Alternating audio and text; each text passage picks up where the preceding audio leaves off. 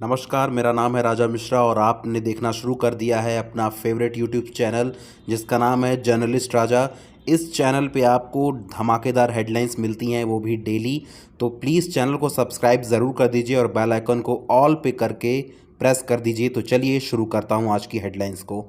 Britain की pharma company AstraZeneca दुनिया भर से अपनी कोरोना वैक्सीन वापस लेने वाली है। जी हाँ, एस्ट्राजेनेका ने कहा है कि यह फैसला कोई साइड इफ़ेक्ट की वजह से नहीं लिया गया है कि कोरोना इस वैक्सीन से कोई साइड इफ़ेक्ट हो रहा है, बल्कि कोई बिज़नेस मतलब उनका होगा कोई बिज़नेस प्रॉब्लम, इस वजह से एस्ट्राजेनेका ने यह फैसला लिया है कि वह दुनिया भर से यह वैक्सीन वापस लेने वाली है। आपको बता दूं कि इसी फार्मूले से भारत में सीरम कंपनी ने कोरोना की जो कोविशील्ड वैक्सीन है उसे बनाया था। तो एस्ट्राजेनेका ने इस वजह से इस वैक्सीन को वापस लेने का प्लान बनाया है क्योंकि उसने कहा है कि अब मार्केट में जो है कंपटीशन बढ़ गया है। अब ज़्यादा स्टैंडर्ड हाई फाई तरीके के वैक्सीन बन रहे हैं, बूस्टर डोज बन रहे हैं। तो इस वजह से उसने अपना हाथ पीछे खींच लिया है इस मार्केट से और अब उसने फैसला किया है कि अब वह वैक्सीन नहीं बनाने वाली है और ना ही मार्केट में इसको सप्लाई करने वाली है। वहीं कर्नाटक के जेडीएस नेता एचडी रेवन्ना को महिला अपहरण मामले में जमानत नहीं मिल सकी है। इस वजह से आज एक बार फिर से उनके ऊपर सुनवाई होने वाली है। आपको बता दूं कि एचडी रेवन्ना प्रज्वल रेवन्ना के पिता हैं। प्रज्वल रेवन्ना वो व्यक्ति है जिसने 1000-2000 महिलाओं का सेक्स स्कैंडल का वीडियो बनाया था। बहुत ही शर्म की बात है। और उनके पिता उसके सॉरी उनके नहीं बोलूँगा, उसके बोलूँगा। कुल मिलाकर एचडी रेवन्ना ने विक्टिम महिलाओं का अपहरण किया था, ऐसा इसके ऊपर मामला लगाया गया है। तो देखते हैं सच है या झूठ। जहाँ तक मुझे लग रहा है सच ही हो सकता है। लोकसभा इलेक्शन की बात करें तो बनारस में प्रधानमंत्री मोदी 13 मई को आ रहे हैं। वहीं बीएचयू यानी महामना से लेकर काशी विश्वनाथ महादेव तक उनकी रैली होने वाली है। 13 मई को 5 किलोमीटर लंबा होगा नरेंद्र मोदी का रोड शो। उनका रूट भी तय हो गया है। वह पहले बीएचयू जाएंगे, बीएचयू से वह डायरेक्ट जाएंगे 5 किलोमीटर रूट तय करके बाबा विश्वनाथ, काशी विश्वनाथ जाएंगे, वहाँ पर दर्शन करेंगे और बीच बीच में वह लोगों को संबोधन भी करेंगे, हाथ हाथ अपना मतलब कि अभिवादन भी करेंगे लोगों का। और आपको बता दूं कि 13 मई को शाम 5 बजे के बाद उनकी रैली बनारस में रखी गई है। वहीं इस 5 किलोमीटर लंबी रैली में 4 घंटे का सफ़र तय करना होगा प्रधानमंत्री को। वहीं लोकसभा चुनाव को देखते हुए सपा के अध्यक्ष अखिलेश यादव कल कानपुर में थे। कानपुर में उन्होंने जनसभा को संबोधित करते हुए भारतीय जनता पार्टी को बहुत घेरा है। उन्होंने कहा है कि हम एमएसपी का कानूनी अधिकार भी दिलाएंगे किसानों को। उन्होंने कहा कि बीजेपी ने सिर्फ उद्योगपतियों का कर्ज माफ़ किया है, हम किसानों का करेंगे। किसानों का कर्ज माफ़ होगा, हम आटा के साथ डाटा भी देंगे। उन्होंने राशन की भी बात कही है। साथ ही उन्होंने अग्निवीर परीक्षा के बारे में बात चर्चा करते हुए कहा है कि सरकार ने अग्निवीर को सिर्फ 4 साल का ही रखा है, मतलब कि जो बच्चे अग्निवीर में सेलेक्ट हो रहे हैं उन्हें 4 साल बाद रिटायर कर दिया जा रहा है। अगर ये बीजेपी सरकार फिर से सत्ता में आई तो पुलिस की जॉब भी 3 साल की कर दी जाएगी, यानी 3 साल बाद बच्चे रिटायर हो जाएंगे, युवावस्था में ही ज्वाइनिंग करेंगे और फिर युवावस्था में रिटायर हो जाएंगे। तो कोई मतलब नहीं है। अगर अगर इंडिया गठबंधन आया तो आपको राशन के साथ मतलब कि आटा के साथ डाटा मिलेगा, एमएसपी की पूरी गारंटी मिलेगी किसानों को। ये सभी बातें कही हैं अखिलेश यादव ने कल कानपुर में। दिल्ली विश्वविद्यालय में आज रन फॉर विकसित भारत का आयोजन किया गया, जहां पर दिग्गज बैडमिंटन खिलाड़ी साइना नेहवाल और फिल्म अभिनेता राजकुमार राव ने हरी झंडी दिखाकर इस रन फॉर विकसित भारत का आयोजन को शुभारंभ किया।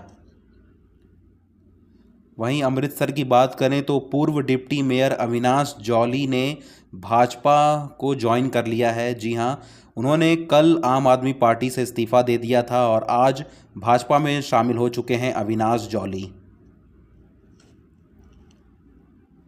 वहीं पंजाब लोकसभा चुनाव की बात करें तो कांग्रेस उम्मीदवार डॉक्टर धर्मवीर गांधी और सुखपाल खैरा आज अपना नामांकन पत्र भरने वाले हैं।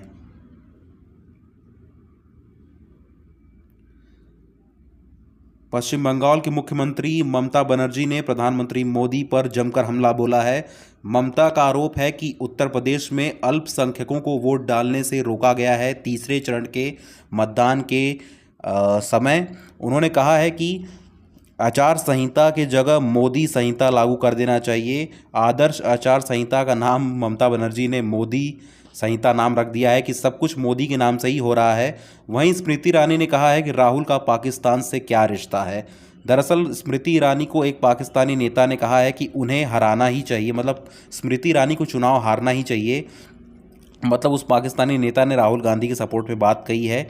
तो स्मृति ईरानी ने कहा है कि पहले तो मैं सिर्फ कांग्रेस के नेता राहुल गांधी से चुनाव में लड़ती थी, लेकिन अब मेरा जो सामना है वो पाकिस्तानी नेता से है। आखिर राहुल गांधी का क्या रिश्ता है पाकिस्तान से जो उनकी तरफ से लोग मुझे ऐसा बोल रहे हैं। वहीं आज प्रधानमंत्री नरेंद्र मोदी तेलंगाना के दौरे पर हैं। वहीं उन्होंने संबोधन में कांग्रेस नेता राहुल गांधी को और बीआरएस पार्टी को घेरा है। उन्होंने राहुल गांधी को घेरते हुए कहा है कि शहजादे ने अब अडानी अंबानी का नाम लेना बंद कर दिया है। उन्होंने राहुल से सवाल पूछते हुए कहा है कि बताएं क्या डील हुई है उनके बीच में और कितना पैसा पहुँचाया गया है उद्योगपतियों द्वारा राहुल गांधी के पार्टी को, इंडिया गठबंधन को।